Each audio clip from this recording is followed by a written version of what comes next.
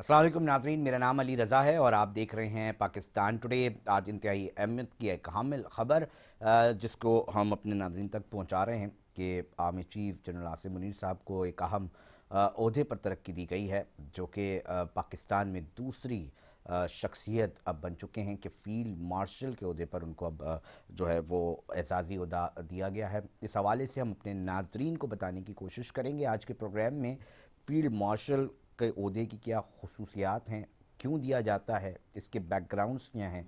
इस हवाले से हमारे साथ मौजूद हैं रिटायर्ड मेजर नदीम साहब, उनसे जानने की कोशिश करेंगे। बहुत शुक्रिया सर टाइम देने के लिए। थोड़ा सा हमें बताइएगा ताकि वो नाजरीन जो नहीं जानते कि इस ओहदे की क्या अहमियत है वो भी जान सके। देखिए, ये जो ओहदा है फील्ड मार्शल का, पाकिस्तान में ये दूसरे ऑफिसर हैं, आर्मी ऑफिसर, जिनको ये ओहदा दिया गया है।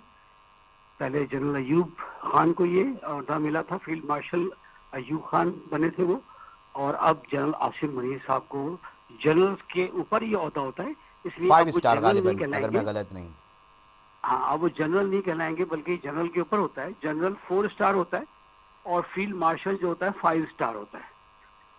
तो अब ये फील्ड मार्शल आसिम मुनीर कहलाएंगे, तो जनरल से ऊपर आ गए हैं अब ये, और ये 5 स्टार हैं। ये पाकिस्तान में दूसरे हैं। फील्ड मार्शल का ओहदा बहुत सारे मुल्कों में दिया जाता है, खासतौर पे जहाँ जहाँ ये ब्रिटिश आर्मी का रूल रहा है उन कंट्रीज के अंदर। और फील्ड मार्शल बेसिकली मिलिट्री जो इम्पोर्टेंट सर्विसेज, जो बहुत हाई लेवल की सर्विसेज कोई ऑफिसर देता है, स्पेशली ड्यूरिंग दी वॉर, जो खास तौर पर प्रेफरेबली और खास तौर पर स्पेशली वार, मिलिट्री एक्ट कोई ड्यूरिंग वॉर अगर करता है, तो उसको जो गवर्नमेंट है उसकी इन रिकग्निशन ऑफ हिज परफॉर्मेंस, जो है कारकर्दगी की तारीफ के लिए गवर्नमेंट उसको, जो भी उनका सीनियर जनरल होता है, उसको वो फील्ड मार्शल का ओहदा दे के उसको प्रमोट कर देते हैं एक रैंक ऊपर। अब वो 4 स्टार जनरल से 5 स्टार फील्ड मार्शल बन जाता है। नदीम साहब, थोड़ा सा इस हवाले से भी हम जानना चाहेंगे क्योंकि इस जंग के हवाले से बहुत सारी चीज़ें जो हैं वो सामने आई हैं। इस वक्त क्या मोमेंटम देख रहे हैं आप, और जो मुल्क दुश्मन नासिर हैं उनकी बयानबाजियाँ भी यकीनी तौर पे आपकी नज़र से गुजर रही होंगी। इस वक्त मुख्तलिफ़ किस्म की राय अम्मा भी जो है वो कायम हो रही है। इंटरनेशनली हमने इस तमाम जंगी सूरत हाल से कौन कौन सी ऐसी चीज़ें हैं कि जनाब इन जगहों पे हमने मुल्क की सतह पर फतह हासिल की और रिकग्नाइजेशन मिली, इन जगहों पर जो एक अहम और अहमियत की हामिल चीज़ है।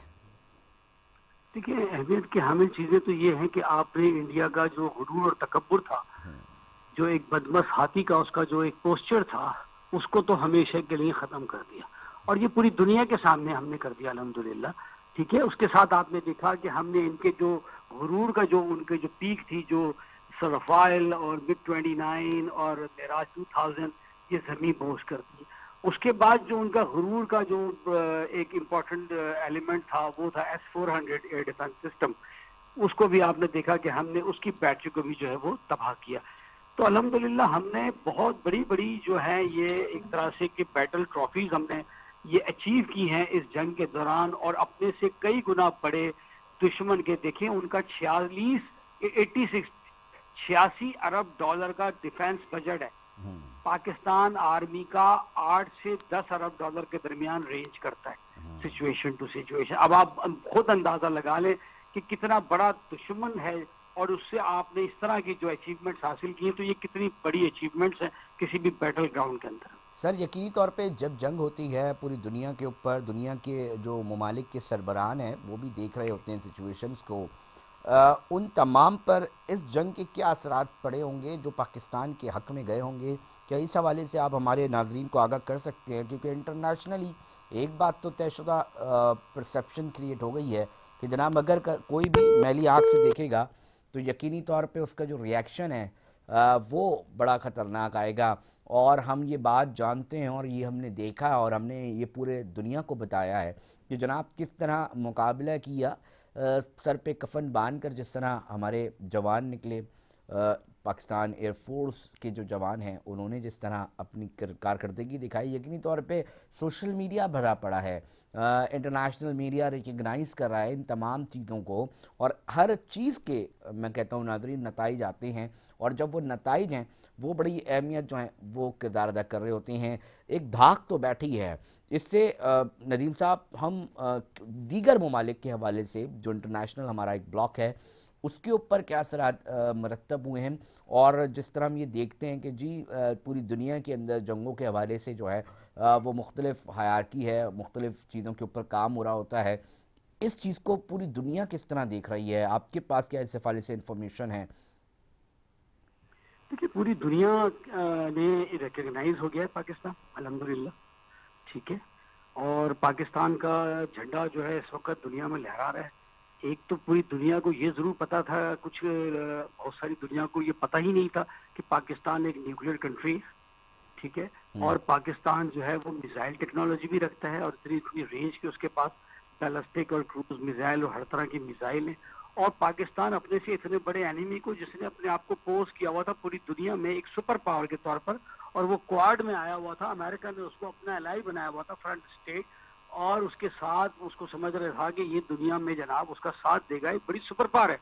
پاکستان نے پوری دنیا کی بات آپ کر رہے ہیں کہ انٹرنیشنل لیول کے اوپر اس کا جو ایک امیج کو خاک میں ملا دیا، اور پاکستان اب برابر کے لیول پہ آ کر کھڑا ہو گیا ہے بڑی جو دنیا کی پاورز ہیں. اس لیے آپ نے دیکھا کہ ٹرمپ صاحب کو بھی آئیڈیا ہو گیا، جو امریکہ میں سپر پاور ہے اس کے صدر ہیں، ان کو بھی آئیڈیا ہو گیا کہ پاکستان اس کو ہم نے انڈر اسٹیمیٹ کیا ہوا ہے. پاکستان اسی طرح سے جو آپ کے گلف کنٹریز ہیں، جو آپ کے دوست ممالک ہیں، انہوں نے بھی شاید میرے حساب سے، یہ میری اپنی ذاتی رائے ہے، انڈر اسٹیمیٹ کر رہے تھے پاکستان کو. ٹھیک ہے، الحمدللہ پاکستان کو اب ان کی نظر میں پاکستان خالی لون لینے کے لیے آنے والا ملک نہیں ہے، بلکہ فیوچر میں ان کا ایز اے گولڈن کارڈ کے طور پر رول ادا کرنے والا ملک ہے انشاءاللہ. ندیم صاحب مجھے اس حوالے سے بتائیے گا، یقینی طور پہ اس طرح کی جو بھی سچویشن بنتی ہے جنگی، اس پر کسی بھی ملک میں اگر ناکامی ہو جائے تو اس کے بھی اثرات پڑتے ہیں. آپ کی کیا رائے ہے کہ اس وقت مودی سرکار جو کہ اس وقت بھارت کو لیڈ کر رہی ہے، اس کی اس ناکامی کے بعد کیا اثرات مرتب ہوئے ہوں گے، اور اپوزیشن کو کہاں اسپیس ملا ہوگا، اور کیا چیزیں اس وقت سیاسی طور پر وہاں پر دیکھی جا رہی ہوں گی یا دیکھی جا سکتی ہیں؟ دیکھیے سیاسی طور پر تو مودی صاحب میرے حساب سے اس وقت از اے گون کیس. اب ان کا آج میں نہیں سمجھتا کہ ان کو اگلی گورنمنٹ مل سکتی ہے. اس وقت کی گورنمنٹ، انڈیا گورنمنٹ کا یہ حال ہے کہ سیکرٹری خارجہ وکرم صاحب کچھ بول رہے ہیں، مودی صاحب اپنی تقریروں میں کچھ بول رہے ہیں، ٹھیک ہے، جے شنکر صاحب کچھ بول رہے ہیں، اجیت دیول کچھ بول رہے ہیں. سب لوگ، کسی کو سمجھ نہیں آ رہا کہ کیا جواب دے. جو ان کے اسپوکس پرسنس ہیں ڈیفنس کے، خاص طور پہ ایئر کے، وہ کیا بول رہے ہیں، ساری دنیا کو نظر آ رہا ہے. ندیم صاحب تو ان آپ نے کا جو اجیت ڈوول کی بات کی، سیکیورٹی ایڈوائزر، ان کو بڑا اس طرح پیش کیا جاتا تھا کہ جیسے یہ کوئی جیمز بانڈ ہیں اور بہت بڑے بڑے آپریشنز کیے ہیں. اس پورے معاملے کے بعد ہم نے دیکھا تھا مختلف ویڈیوز میں کہ بچوں کو بڑے لیکچر دیتے دکھائی دیتے تھے اجیت ڈوول صاحب. اب اس کے اوپر ان کے پوزیشن کے اوپر کیا سوال اٹھ رہے ہوں گے؟ آپ کی کیا رائے ہے؟ آپ بھی سب سے پہلے تو یہ فیلئر سب سے بڑا اجیت دیول صاحب کا ہی ہے. یہ واز نیشنل سیکورٹی ایڈوائزر.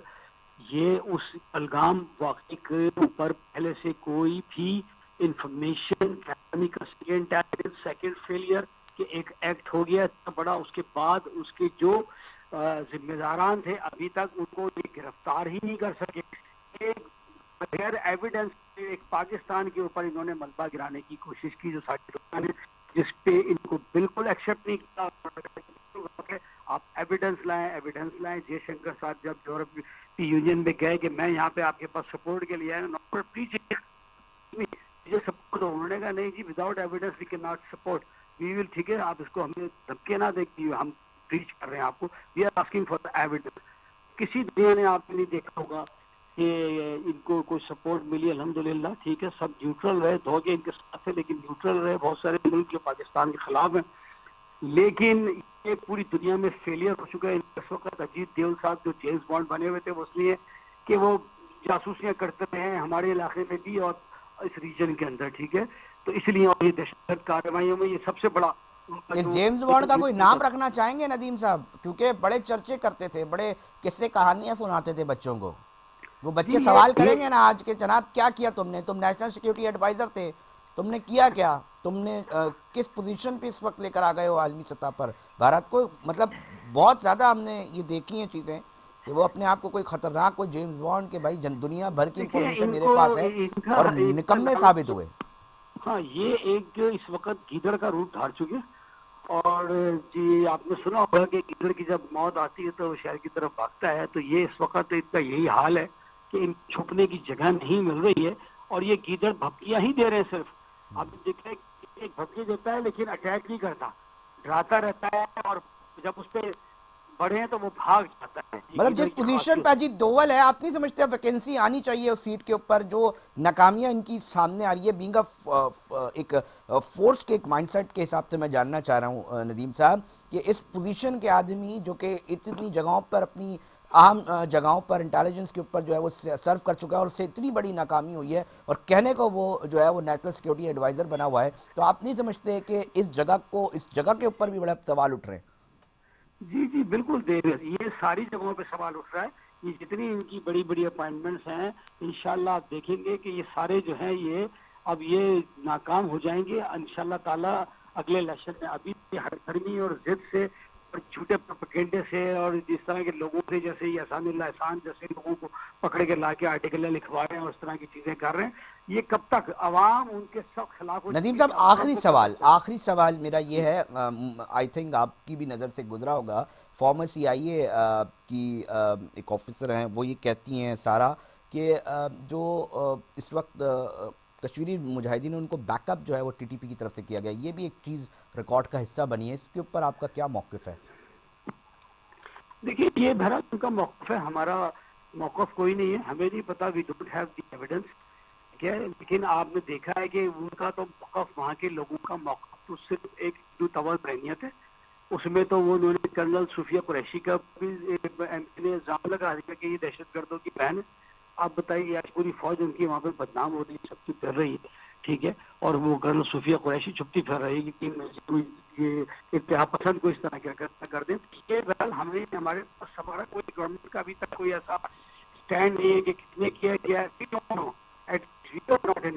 ہم اس کے پیچھے کوئی ایویڈنس نہیں ہے، نہ ہی ہمیں یہ پتا تھا۔ یہ آپ نے ایک فالس فلیگ آپریشن کیا اپنے طور پر، اور اس کا ملبہ پاکستان پر ڈالنے کی کوشش کی۔ دس از آور اسٹینڈ، اور ہم نے یہی اسٹینڈ لیا کہ انہوں نے یہ خود کیا، اور یہ پاکستان کو ٹارگٹ کرنے کے لیے کیا گیا، انہوں نے منکی کھائی ہے۔ بہت شکریہ، بہت شکریہ۔ میجر ریٹائرڈ ندیم صاحب تھے ہمارے ساتھ، دفاعی تجزیہ کار، جو اس پوری سچویشن کے حوالے سے اپنا ایک نقطۂ نظر آپ ناظرین تک پہنچا رہے تھے۔ وقت ہوا ایک بریک کا ناظرین، مگر ساتھ جڑ رہیے گا، کچھ سندھ کی بھی بات کریں گے اور کوشش کریں گے کچھ ایک اسٹوری ہے اس کے اوپر بھی بات ہو سکے۔